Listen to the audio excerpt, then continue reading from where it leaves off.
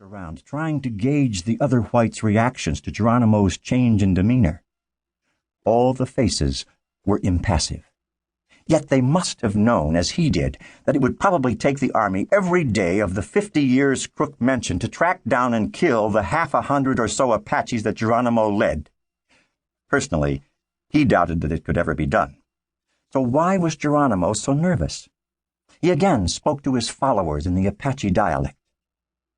Glancing at the 24 Apache men and boys who loitered about within earshot, Norwood saw that every one of them was burdened with at least 2 full cartridge belts. Besides their pistols, many of them were armed with new 1873 model Winchesters. Even though there were several young boys in this group, this was no ragtag outfit.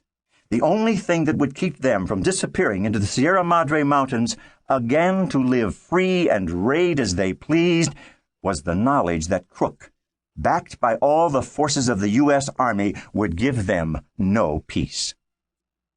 The one question that remained was whether or not Geronimo wanted to surrender unconditionally and live peaceably on the reservation, or to go out living free but running and fighting.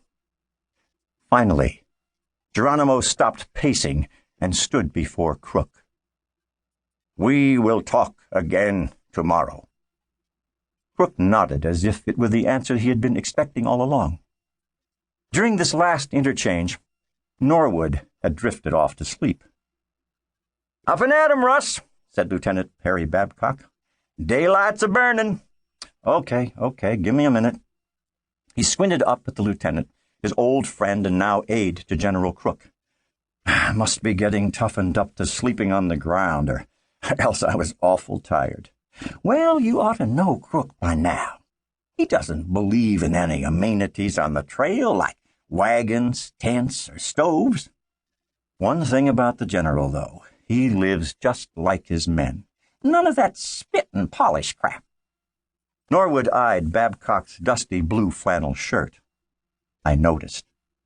Then he sat down to pull on knee-high desert moccasins in place of his heavy boots. "You reckon this is the day Geronimo will finally give it up?" Babcock shrugged. "Who knows? They haven't got Crook buffaloed. Huh? Crook's no fool. He's got the upper hand, and he'll keep pressing." Babcock snatched a fried corn cake from a skillet setting on a flat rock. "Here you go. Last one up gets what's left." Norwood folded it, stuck it between his teeth as he stuffed in his shirt tail and reached for his hat. "Let's take a walk over to the Apache camp," Babcock suggested. Norwood spoke around a mouthful of bread. "Might be better to let them parley among themselves." "Well, they know you and they know me. It's just a friendly visit. Let 'em know we don't mean 'em any harm." They found Geronimo in deep conversation with several of his warriors. The 2 men moved on from one jacal to another. These low, round shelters were all constructed of Spanish bayonet and mesquite, covered with pieces of blanket. The daggers of the Spanish bayonet were arranged around each dwelling so as to make it a small fortress. "Look at the way this camp is set up," Norwood observed in a low voice. "If they were attacked here with all the guns and ammunition they've got, nothing short of a mountain howitzer could blast them out."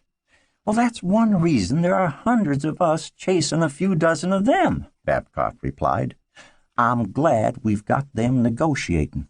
"Hey, there's the old man now," Norwood nodded. "Reckon he's come over for some informal talks?"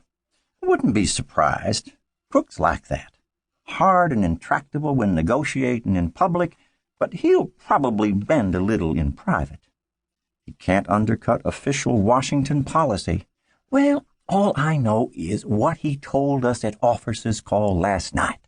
Said Washington had ordered him to get an unconditional surrender and to make no promises unless it was necessary to secure their surrender.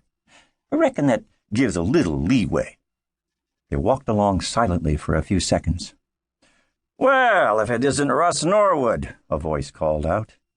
"You still traipsing around after the cavalry? I thought the army had given you the boot once and for all." The 2 men turned just as Tom Horn spurted a stream of tobacco juice into the dust.